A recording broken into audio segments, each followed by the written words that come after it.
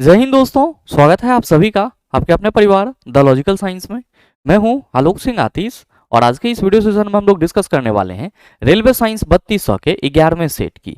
जी हां दोस्तों, इससे पीछे के वीडियो सेशन में हम लोगों ने रेलवे साइंस 3200 का 10वां सेट देखा था, जहां पे हम लोगों ने साइंस के कुछ महत्वपूर्ण क्वेश्चन को डिस्कस करा था जो कि आपके रेलवे एग्जाम में पूछे गए थे।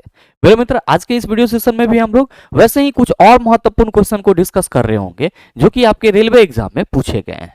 और साथ ही आपकी जानकारी के लिए बताना चाहूंगा कि आज के इस सेशन का जो भी क्वेश्चन है उसका पीडीएफ आपको सॉल्यूशन सहित कहां मिलेगा, ये हमारे टेलीग्राम ग्रुप से मिल जाएगा, जिसका लिंक इस वीडियो के नीचे डिस्क्रिप्शन में दिया हुआ है। आप वहां से जाकर के पीडीएफ को एक्सेस कर सकते हैं।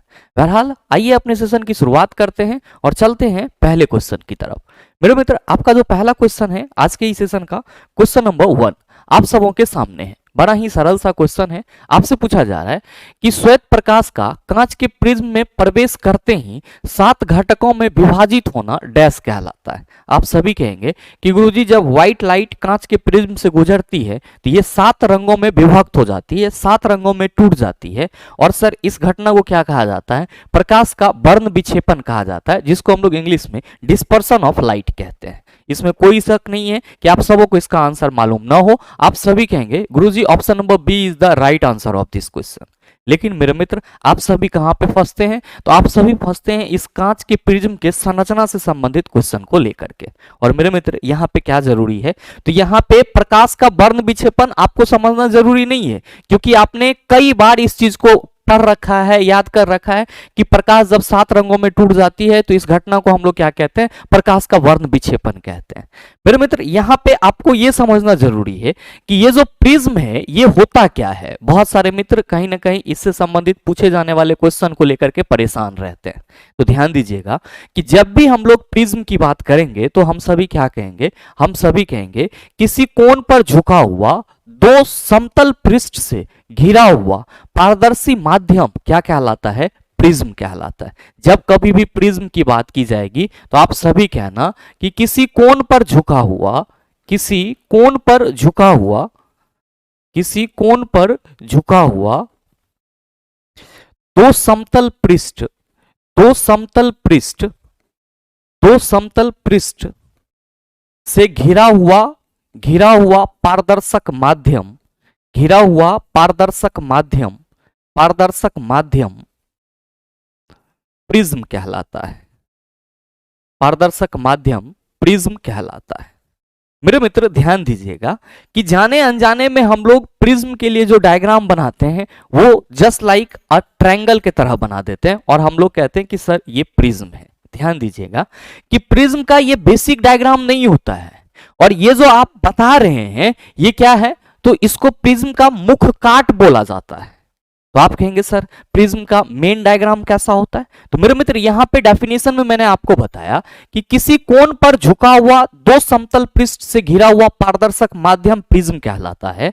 तो आप सभी ध्यान में रखना कि अगर हम प्रिज्म के संरचना की बात करेंगे तो ये आपको कुछ इस तरह की संरचना दिखाई पड़ेगी, और यहां से आप सारी चीजों को क्या कर सकते हो? तो सर क्लियर कर सकते हो। मेरे मित्र, आप सभी यहां पे देख पा रहे होंगे। ध्यान दीजिएगा कि इन सभी पॉइंट को हम लोग क्या करते हैं? कुछ ना कुछ नाम दे देते हैं। जैसे कि यहां पे हम इसको नाम दे देते हैं सर ए, तो आप कहेंगे जाहिर सी बात है कि सर ये ऊपर वाला हो जाएगा ए डैश। ध्यान दीजिए, इसको नाम दे देते हैं बी, तो ये क्या होगा? B dash. इसको हम लोग सी कह देते हैं तो ये क्या हो जाएगा? सी डैश हो जाएगा।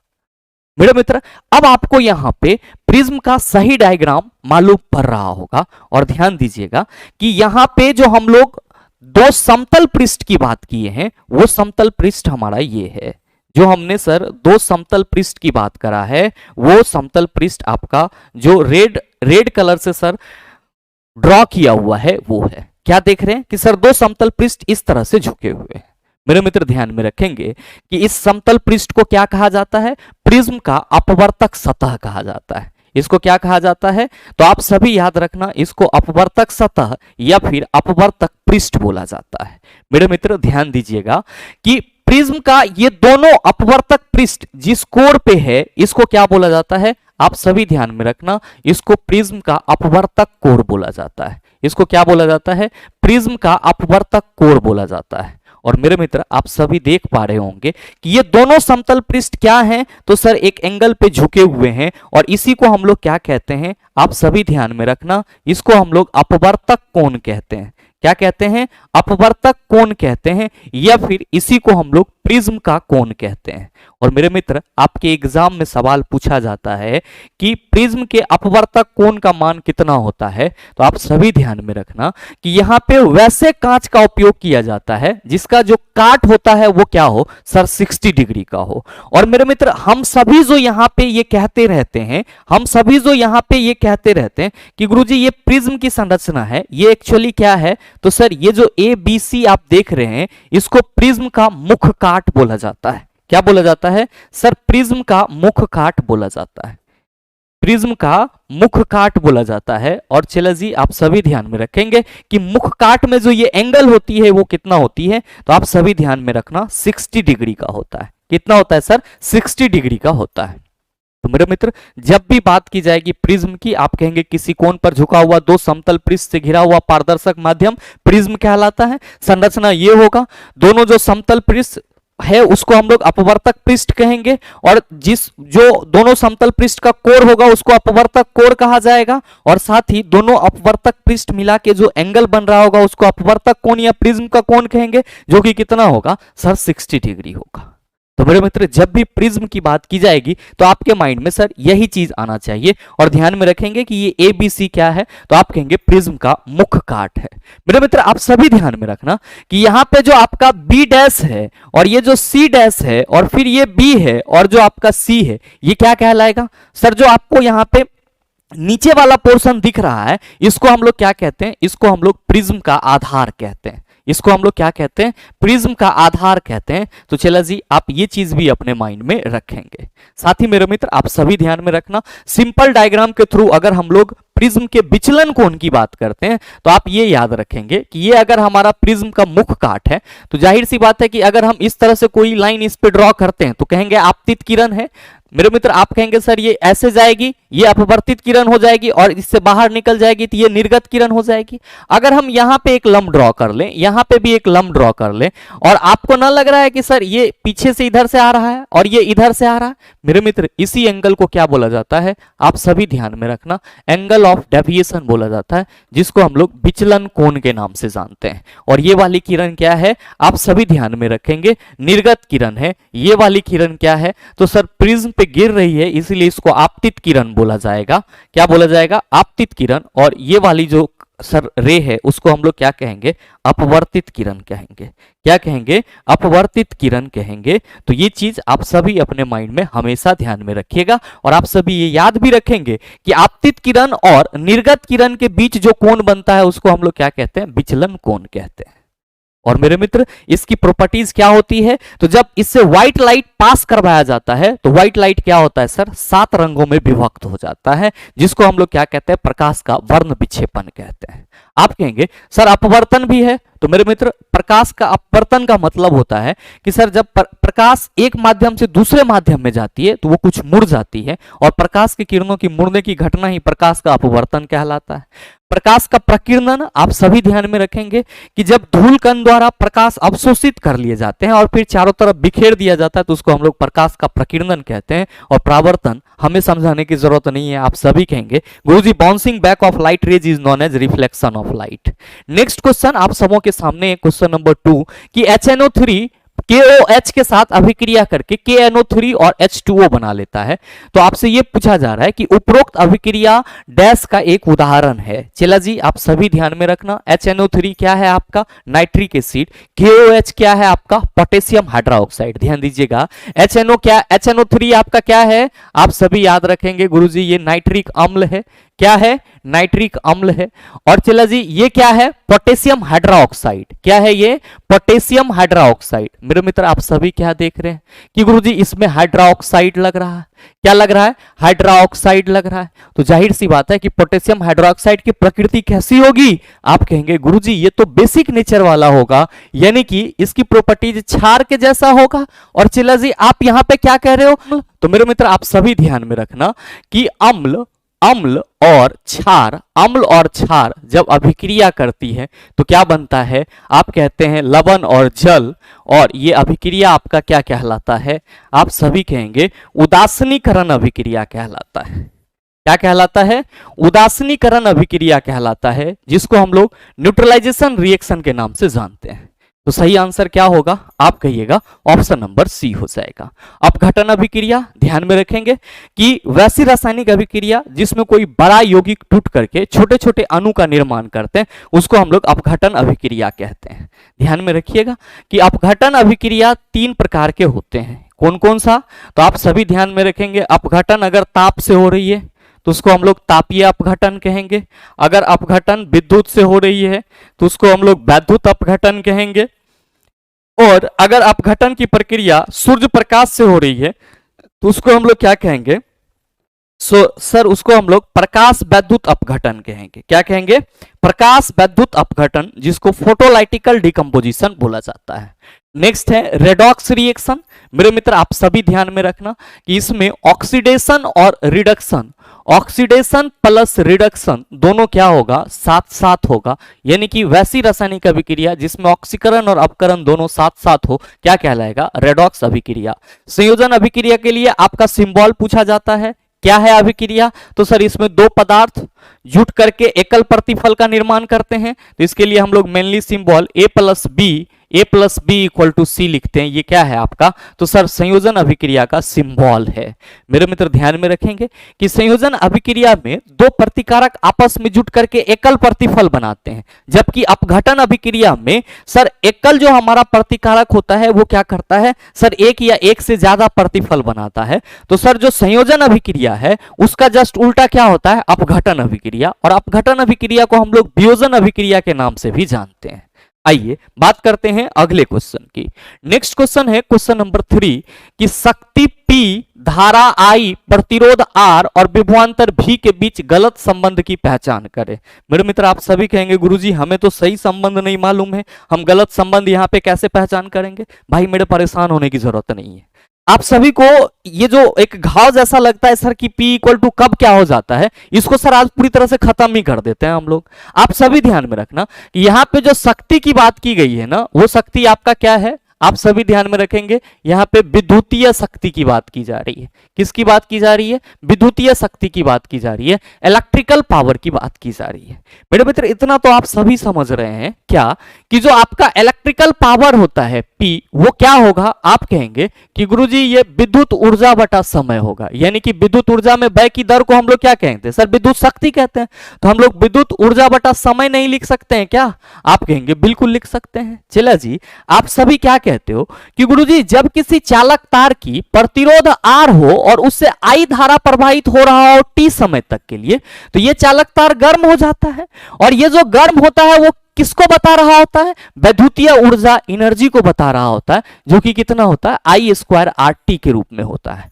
यानी कि विद्युतीय ऊर्जा को हम लोग कैसे निरूपित करते हैं, तो सर विद्युत धारा के उसमें प्रभाव में जो हमें फॉर्मूला मिलता है H = I² RT, उससे हम लोग विद्युतीय ऊर्जा को क्या करते हैं सर, निरूपित करते हैं या रिप्रेजेंट करते हैं। चलो जी, आप सभी कहेंगे कि गुरुजी ये विद्युत ऊर्जा बटा समय है, तो क्या हम इसको P = I² RT लिख सकते हैं क्या, बिल्कुल लिख सकते हैं। बटा क्या है आपका T, आप कहेंगे सर ये T और ये T कैंसिल हो जाएगा, ये कितना हो जाएगा, I² R हो जाएगा। तो मेरे मित्र आपका जो इलेक्ट्रिकल पावर होता है उसका एक फॉर्मूला तो आपके सामने है, क्या है, P = I² R। क्या है सर, P = I² R। चला जी, आप सभी को मालूम है, आप सभी को मालूम है ओम के नियम से, आप सभी को मालूम है ओम्स के लॉ से, क्या आप सभी कहते हैं कि गुरुजी V = IR होता है। V = क्या होता है, IR होता है। आप क्या कहेंगे कि गुरुजी यहां से हम I निकालेंगे तो कहेंगे V बटा R, और R निकालेंगे तो हम लोग कहेंगे V बटा I।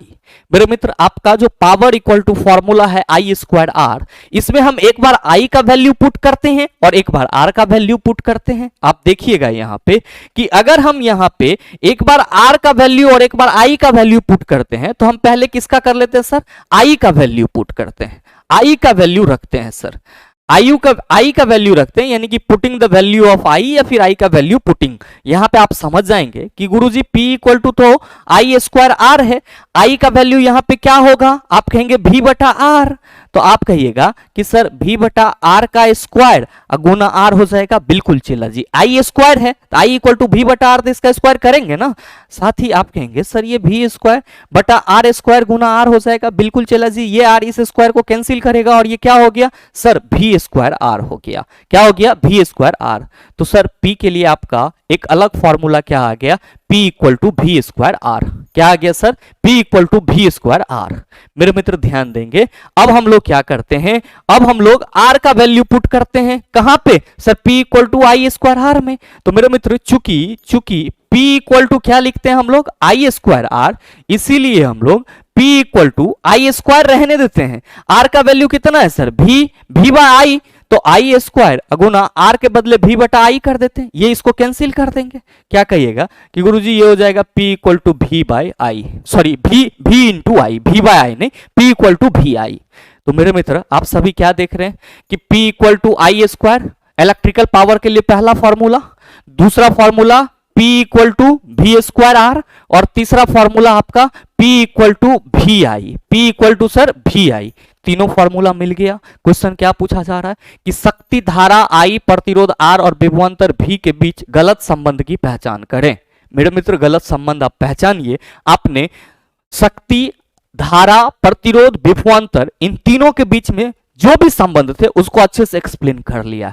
क्या कहोगे कि गुरुजी P equal to I R square है, ये गलत है, क्या है तो sir ji P equal to I square R ये आपने बताया है, और फिर यहाँ पे P equal to V square R, अब P equal to V I, कहीं पे आर स्क्वायर तो नहीं है सर। तो मेरे मित्र पहला ही ऑप्शन क्या है आपका गलत।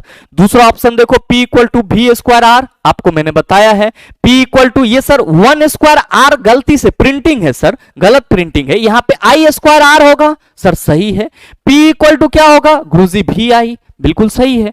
मेरे मित्र आपसे पूछा जा रहा था गलत संबंध क्या होगा, आप कहेंगे सर गलत संबंध ऑप्शन नंबर ए, तो सही आंसर भी क्या हो जाएगा, आप कहेंगे सर ऑप्शन नंबर ए हो जाएगा। मेरे मित्र नेक्स्ट क्वेश्चन आप सबों के सामने ही है, बड़ा सा सरल सा क्वेश्चन है कि गोलीय दर्पण के ध्रुव और फोकस के बीच दूरी कितनी होती है। क्या कहिएगा कि गुरुजी गोलीय दर्पण की फोकस और ध्रुव के बीच की जो दूरी को हम लोग फोकस दूरी कहते हैं, और F equal to R by 2 होता है, तो सही आंसर क्या हो जाएगा, ऑप्शन नंबर ए हो जाएगा। मेरे मित्र ध्यान दीजिएगा, क्योंकि ऊर्जा और कार्य को हम लोग क्या कहते हैं सर समकक्ष लेते हैं, तो आप सभी यहाँ पे P equal to W by T भी कह सकते हैं, तो परेशान नहीं होना है, ये विद्युत ऊर्जा ही यहाँ पे क्या होगा सर कार्य की तरह वर्क करेगा। नेक्स्ट क्वेश्चन की बात कर लेते हैं सर, अगला क्वेश्चन, क्वेश्चन नंबर 5, बड़ा सरल क्वेश्चन कि एक उत्तल लेंस वस्तु के आकार के दोगुने आकार का वास्तविक और उल्टा प्रतिबिंब निर्मित करता है, लेंस द्वारा उत्पन्न आवर्धन किसके बराबर है। बहुत सारे मित्र कंफ्यूज हो रहेंगे कि गुरुजी how can we solve that. भाई मेरे बहुत ही आपका आसान सा सवाल है। आप देखो कहा जा रहा है कि एक उत्तल लेंस वस्तु के आकार के दोगुने आकार का वास्तविक प्रतिबिंब बनाता है। चला जी अगर हम यहां पे कह दें कि वस्तु का आकार जो है उसको आप क्या मान लो HO मान लो, तो आपको कोई दिक्कत होगा। अगर हम आपको यहां पे ये कह दें कि चला जी प्रतिबिंब का आकार जो है इसको आप क्या मान लो, तो यहां पे आपका कहा जा रहा है कि उत्तल लेंस वस्तु के आकार के दोगुने आकार का, मतलब क्या, वस्तु का आकार अगर HO है तो प्रतिबिंब का आकार क्या होगा सर 2HO। कहा जा रहा है लेंस द्वारा उत्पन्न आवर्धन किसके बराबर होगा, क्योंकि प्रतिबिंब वास्तविक और उल्टा बन रहा है तो हम लोग कहेंगे माइनस साइन तो आएगा ही आएगा सर, लेकिन हम सभी कहते हैं कि M इक्वल टू HI बटा HO होता है आवर्धन। ध्यान दीजिएगा कि HI क्या है सर, प्रतिबिंब की ऊंचाई या आकार 2HO, तो M इक्वल टू हम लोग यहाँ पे 2HO लिख दें, और HI तो आप कहेंगे सर HI तो आपने यहाँ पे लिख दिया, अब वस्तु का आकार HO height of object, sir height of object HO ही है, कैंसिल हो जाएगा। चला M इक्वल टू 2 क्या कहिएगा सर, प्रतिबिंब हमारा वास्तविक है, प्रतिबिंब हमारा रियल है, तो हम कहेंगे जो आवर्धन होगा वो -2 होगा। सही आंसर ऑप्शन नंबर बी हो जाएगा। नेक्स्ट क्वेश्चन देखिएगा, क्वेश्चन नंबर 6, बड़ा सरल सा क्वेश्चन कि डैश के पौधे की पत्तियों में मेथनोइक अम्ल पाया जाता है। मेरे मित्र आप क्या कहेंगे कि गुरुजी इमली में टार्टरिक अम्ल पाया जाएगा। ध्यान दीजिएगा कि टार्टरिक अम्ल सिर्फ इमली में नहीं, अंगूर में भी मिलता है। अच्छा, टमाटर में सर 10 प्रकार के विभिन्न अम्ल होते हैं सर, 10 प्रकार के विभिन्न अम्ल होते हैं। लेकिन मेरे मित्र अगर हम लोग बात करते हैं टमाटर की, तो इसमें जो ऑक्जेलिक एसिड की परसेंटेज होती है वो अन अम्ल से ज्यादा होती है। तो हम लोग क्या कहते हैं कि गुरुजी टमाटर में ऑक्जेलिक एसिड भी पाया जाता है, या टमाटर में मुख्य रूप से ऑक्जेलिक अम्ल पाए जाते हैं। बाकी इसमें 10 प्रकार के विभिन्न अम्ल पाए जाते हैं। नेक्स्ट है बिच्छू बूटी। मेरे मित्र इसको नेटल प्लांट लीफ भी कहा जाता है, या नेटल प्लांट हम लोग कहते हैं। ध्यान में रखेंगे, इसमें मेथनोइक अम्ल पाया जाता है। मेरे मित्र ये जनरली कहां पे होता है, तो सर जंगल में आपको मिलता है। और जिस जगह पे ये पौधा होता है उसके जड़ के नीचे में सर डक प्लांट भी होता है, जो इसके एसिडिटी को क्या कर देता है सर, कम कर देता है। क्यों? क्योंकि अगर आप जंगल से जा रहे हैं और बिछुत्ती के पत्ती से सर क्या हुआ, आपका शरीर में सर टच हो गया, तो वहां पे बहुत ज्यादा जलन होगा। परेशान नहीं होना है, उसी के जड़ में देखेंगे तो आपको जो प्लांट मिलेगा सर वो उसके पत्ती को रगड़ देंगे, तो वहां पे जो आपका एसिडिक नेचर है वो क्या हो जाएगा सर, न्यूट्रल हो जाएगा। नेक्स्ट है संतरे। तो सर जितने भी खट्टे फल होते हैं उन सभी में हम लोग साइट्रस फ्रूट की बात करते हैं, तो हम लोग कहेंगे सर इसमें साइट्रिक अम्ल पाया जाएगा। क्या पाया जाएगा? साइट्रिक अम्ल पाया जाएगा। मेरे मित्र ध्यान में रखेंगे कि खट्टे फल में मेलोनिक एसिड भी पाया जाता है, ये चीज भी आप अपने माइंड में रखिएगा। सवाल क्या करा जा रहा था कि डैश के पौधे की पत्तियों में मेथनोइक अम्ल है, आप कहेंगे सर ऑप्शन नंबर डी में मेथनोइक अम्ल है, सही आंसर वही होगा। नेक्स्ट क्वेश्चन देखिएगा, क्वेश्चन नंबर 7 आपसे पूछा जा रहा है कि समांतर क्रम संयोजन में संयोजित कई प्रतिरोधों के लिए इनमें से कौन से कथन सही है? पहला स्टेटमेंट है कि सभी प्रतिरोध दो दिए गए बिंदुओं के बीच संयोजित है, बिल्कुल सही है सर। और दूसरा है कि परिपथ का तुल्य प्रतिरोध व्यष्टि प्रतिरोध से अधिक होता है, नहीं, परिपथ का तुल्य प्रतिरोध व्यष्टि प्रतिरोध से कम होता है। और तीसरा है कि प्रत्येक प्रतिरोध के टर्मिनलों के बीच विभवांतर समान होता है, यह भी सही है। आप कहेंगे ऐसे कैसे? तो मेरे मित्र आप सभी प्रतिरोध के समांतर क्रम का थोड़ा सा डायग्राम देख लेंगे। मान लीजिए कि 3 प्रतिरोध है सर, मान लीजिए कि 3 प्रतिरोध है जो कि आपका किस क्रम में जुड़ा हुआ है, तो सर समांतर क्रम में जुड़ा हुआ है। किस क्रम में जुड़ा हुआ है? समांतर क्रम में जुड़ा हुआ है। मेरे मित्र ये आपका समांतर क्रम में जुड़ा हुआ है, R1, R2 और R3। ये इस तरीके से ये समांतर क्रम में जुड़ा हुआ है। आप क्या कहेंगे कि गुरुजी ये तीनों जो है वो इस बिंदु और इस बिंदु के बीच में जुड़ा हुआ है, तो सभी प्रतिरोध 2 दिए गए बिंदु के बीच संयोजित होते हैं, ये वाला स्टेटमेंट तो सही है। अब आप सभी को मालूम है कि सर समांतर क्रम में जो प्रतिरोध जुड़ते हैं उसके दोनों बिंदुओं के बीच में, यानी कि ये बिंदु और इस बिंदु के बीच में विभवांतर क्या होता है? एक ही होता है, यानी कि विभवांतर क्या है सर? समान होता है। लेकिन इससे जो धारा बहती है वो धारा यहां पे I क्या होती है सर? I1, I2 और I3 में बट जाती है। मतलब क्या हुआ कि समांतर क्रम में जुड़े हुए प्रतिरोध से जो बहने वाली धारा होती है वो अलग अलग होती है, जबकि इसकी विभवांतर क्या होती है? सेम होती है। तो आपके तीसरे स्टेटमेंट में जो कहा जा रहा है कि प्रत्येक प्रतिरोधक के टर्मिनलों के बीच विभवांतर समान होता है, यह बात बिल्कुल ही सही है। तो क्या कहिएगा कि सर 3 गो स्टेटमेंट दिया है, 2 गो सही है, 1 गो गलत है। सही कौन है? 1 और 3 देख लीजिए किस ऑप्शन में। Option number B is the right answer of this question. मेरे मित्र ध्यान में रखेंगे कि अगर हम लोग समांतर क्रम में जुड़े हुए प्रतिरोध के लिए फॉर्मूला तुल्य प्रतिरोध निकालने की कोशिश करते हैं तो 1/Rp इक्वल टू क्या लिखते हैं? 1/R1 plus 1/R2 plus 1/R3। ये चीज भी आप सभी अपने माइंड में रखिएगा। आइए बात करते हैं अगले क्वेश्चन की। अगला क्वेश्चन नंबर 8 कि एक लेंस द्वारा उत्पन्न आवर्धन 1/2 है। लेंस द्वारा बने प्रतिबिंब की प्रकृति और तुलनात्मक आकार क्रमशः डैश है।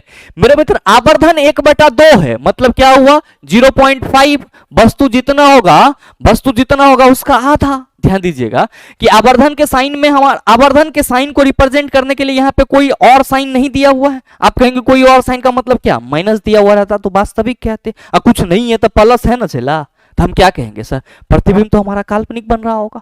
अच्छा काल्पनिक बन रहा होगा तो वो तो सीधा होगा ही सर, क्योंकि काल्पनिक प्रतिबिंब की प्रकृति होती है कि वो हमेशा सीधा होता है।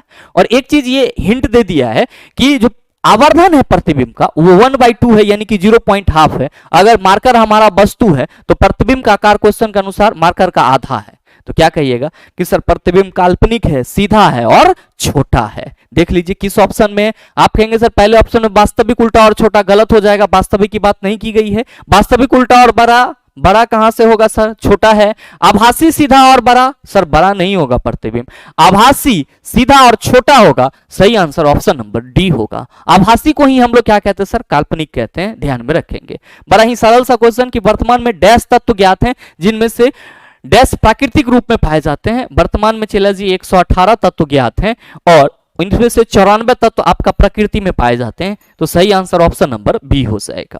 नेक्स्ट क्वेश्चन देखिएगा, क्वेश्चन नंबर 10।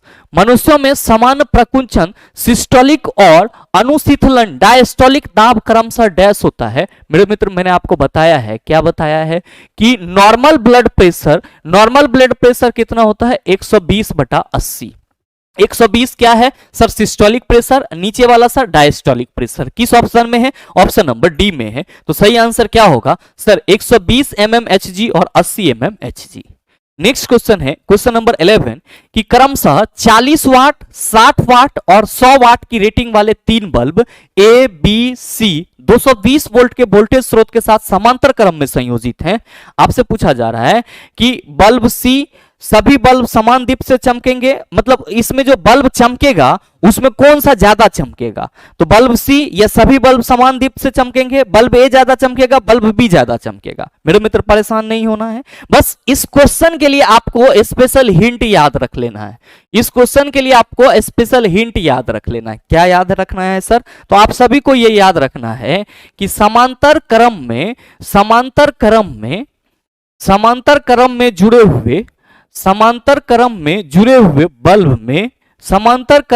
हुए बल्ब में जिसकी शक्ति ज्यादा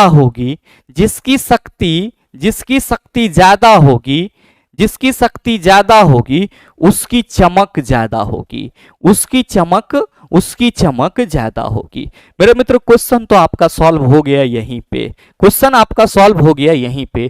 क्या कहिएगा कि सर कोई 40 वाट का बल्ब है, कोई 60 वाट का बल्ब है और कोई 100 वाट का बल्ब है और इन तीनों को समांतर क्रम में जोड़ा गया है और आप कह रहे हैं कि समांतर क्रम में जुड़े हुए बल्ब में जिसकी शक्ति ज्यादा उसकी चमक ज्यादा। तो यहां जो हमारा बल्ब सी है इसकी शक्ति ज्यादा है, तो जाहिर सी बात है कि इसकी चमक ज्यादा होगी। मेरे मित्र बिल्कुल। आप कहेंगे सर क्यों, तो आप सभी ध्यान में रखना कि जब इस तीनों बल्ब को हम लोग समांतर क्रम में जोड़ेंगे, इस तीनों बल्ब को अगर हम लोग क्या करेंगे सर, समांतर क्रम में जोड़ेंगे, तो आप सभी ने अभी जस्ट क्या देखा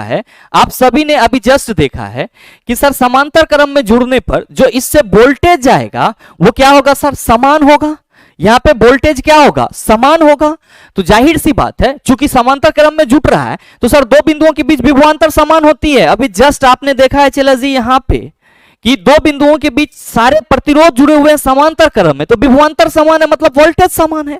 चला जी आप सभी ध्यान देंगे यहां पे भी कि सर इस तीनों बल्ब को वोल्टेज समान मिल रही है। तो जाहिर सी बात है कि जो बल्ब विद्युत ऊर्जा का ज्यादा व्यय करेगा वो क्या होगा सर, ज्यादा ऊष्मा प्रदान करेगा और ज्यादा चमक दिखाएगा।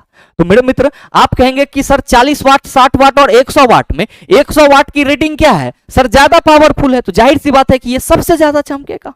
तो समांतर क्रम में जो सबसे ज्यादा पावर वाले बल्ब होते हैं उसके चमकने का रीजन ये होता है कि सर उसे वोल्टेज समान मिल रहा होता है, लेकिन जो उसकी ऊर्जा की व्यय की दर होती है वो क्या होती है सर, ज्यादा होती है। मेरे मित्र अगला क्वेश्चन आपके पास क्या है, क्वेश्चन नंबर 12 कि निम्न में से कौन सा अभिकारक ए के स्थान पर आएगा और उदासीनीकरण अभिक्रिया प्रदान करेगा। मेरे मित्र कैल्शियम हाइड्रोक्साइड की अभिक्रिया जब ए के साथ कराई जा रही है तब ये कैल्शियम क्लोराइड और H2O बना रहा है। आपको ये बताना है कि इस ए के स्थान पे क्या आएगा। चला जी आप सभी ध्यान में रखना कि when the calcium hydroxide reacted with HCl means hydrochloric acid then they form calcium chloride chloride and water.